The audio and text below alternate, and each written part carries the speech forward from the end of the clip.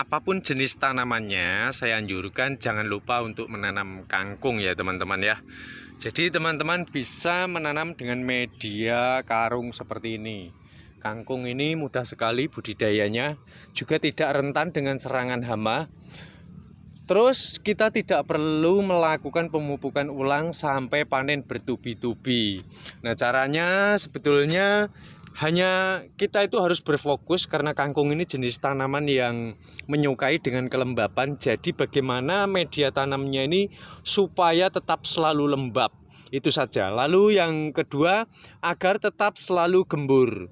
Nah, maka dari itu perhitungan karena media tanamnya ini teramat sangat terbatas untuk mengupayakan pengembalian struktur tanah yang rusak supaya dapat dibenahi kembali, maka kita membutuhkan yang namanya bakaran ya. Bakaran ini kita ambil abunya maksud saya dari bakaran sampah organik.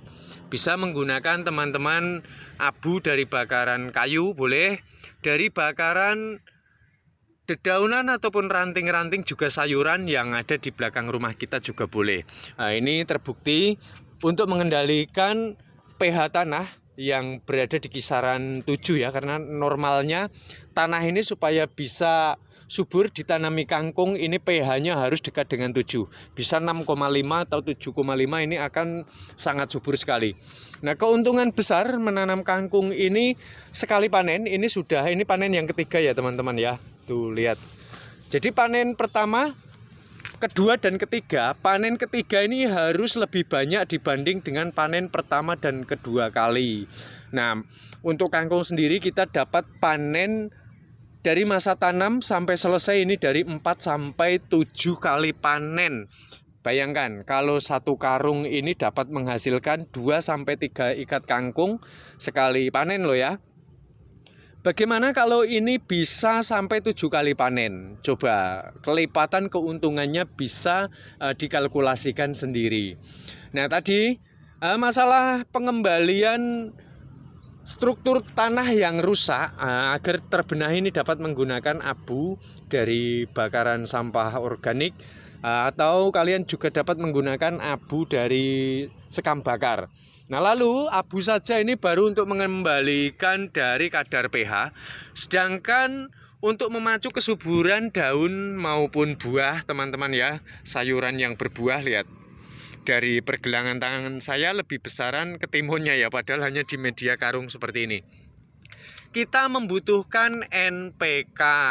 Nah, NPK kalau hanya untuk menanam kangkung seperti ini saja, ada baiknya kalian menggunakan NPK alami yang terdapat pada kotoran ternak. Bisa kotoran ternak ayam, kambing, ataupun kotoran ternak sapi. Real sesuai dengan faktanya, mana yang lebih baik? Kotoran ternak yang mengandung NPK teramat sangat tinggi. Kalau saya menganjurkan lebih kotoran ternak ayam ya. Karena gini teman-teman, ayam ini sumber makanannya selain biji-bijian, dia hewan juga doyan ya. Dedaunan juga doyan, seperti sayur-sayuran kangkung, sayur bayam, seperti itu ya.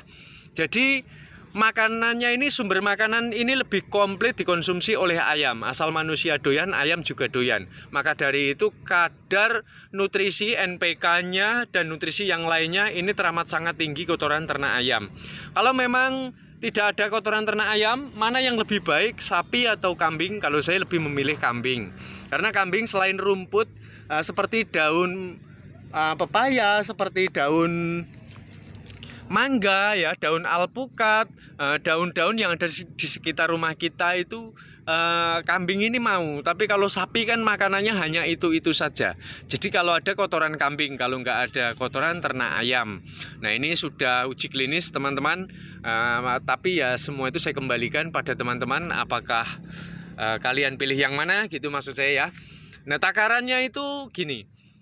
Jadi pemberian kompos organik teman-teman ini bertujuan untuk memperbaiki struktur tanah. Jadi jumlah tanahnya ini harus lebih banyak dibanding dengan bahan kompos organiknya. Seumpama tanahnya 3 ember ya, kotoran ternaknya 1 ember, terus abu dari bakaran sampah organiknya 1 ember. Atau ya semaksimal-maksimalnya 50%. Jadi tanahnya ini 50%, kemudian pupuk kompos organiknya 50%. Nah, ini separah-parahnya ya. Karena tujuan dengan diberikannya kompos organik ini adalah untuk mengembalikan dari struktur tanah itu sendiri. Nah, ini ilmu teman-teman ya, ini untuk menambah pengetahuan. Mana yang lebih bagus, media tanam karung atau media tanam galon untuk menanam kangkung? Nah, kalau saya jawabnya adalah bagusan karung ya teman-teman ya. Karung ini nanti daunnya bisa lebat banget. Ini sebetulnya juga bisa, tapi medianya kurang luas kalau kita pakai galon seperti ini. Maka hasilnya lebih banyak karung. Kalau karung yang ideal yang saya gunakan biasanya dari minimal karung yang berukuran sedang 50 kg itu seperti ini ya. Ini saya isi benih dari 55 sampai 65. Jadi nanti supaya sekali panen ini dapat menghasilkan 2 hingga 3 ikat dari sayuran kangkung. Dan masa panen kangkung ini yang ideal dari 21 hingga 35 hari. Jadi teman-teman jangan melebihi dari batas waktu tersebut, karena nanti tekstur dari batang kangkung ini akan mengeras ya. Jadi umumnya ini di bawah 35 ini harus sudah dipanen. Dan teman-teman yang belum pernah berbudidaya menanam kangkung, kangkung ini kalau sudah sekali panen maksimal 2 minggu atau 10 hari harus sudah panen lagi. Jadi paling cepat seminggu kita sudah bisa memanen daun kangkung lagi. Nah, ini kalau menurut saya lebih menguntungkan dibanding dengan sayuran sawi, kacang panjang, semacam-macam itu ya. Kangkung ini karena cukup sekali tanam bisa sampai 7 kali panen. Kemudian memahami kangkung sudah tidak layak lagi untuk dipanen. Nah, caranya kita melihat seperti ini. Jadi kalau kangkung ini sudah mulai memunculkan bijinya ya, memunculkan bunga yang update menjadi biji itu, berarti tandanya kangkung ini batang pangkal bawahnya ini sudah tua teman-teman. Jadi semakin dia ini banyak nanti bunganya, berarti semakin kita harus segera mempersiapkan dengan tanaman yang baru. Kalau untuk menanam jagung di galon seperti ini ya, yang terjadi adalah seperti ini teman-teman. Daunnya kadang ada yang bule ya, ada yang menguning, tapi ini menguningnya bukan menguning mati ya. Dan ini juga bunganya normal teman-teman, lihat. Bunganya normal dan ini juga ada buahnya loh. Ini tidak mati ya teman-teman ya. Apa karena di sini paparan sinar mataharinya terlalu panas banget ya. Nah, ini setelah muncul pembungaan seperti ini, dia akan berfokus terhadap pembuahannya. Ini kalau jagung, lihat ukuran jagungnya ya, ini bisa 1 jengkal lebih. Nah, berarti ini jagung ini bisa tumbuh dengan sangat normal. Nah, teman-teman kalau mungkin mau berbudidaya menanam jagung di media galon ataupun karung, ini juga boleh ya.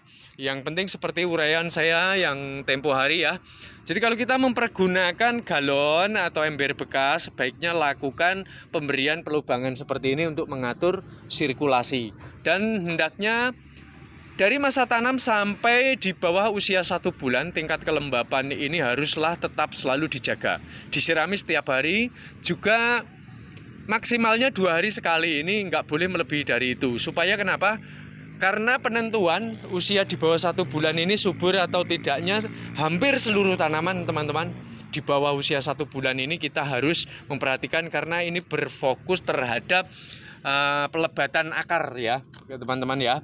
Pelebatan akar dan juga untuk tumbuhnya daun. Jadi dia ini pembesaran pelebatan daun yang kemudian dapat berfokus terhadap pembesaran batangnya.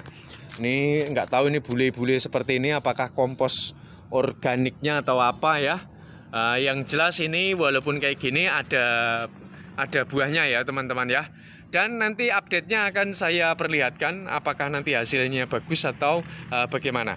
Baiklah, saya rasa sampai di sini ya ulasan kita bercocok tanam sayuran kangkung di dalam karung. Jadi teman-teman bisa ambil nilai-nilai positifnya dari yang sudah saya uraikan. Dan kita jumpa pada tutorial bermanfaat selanjutnya. Salam cinta tanaman organik.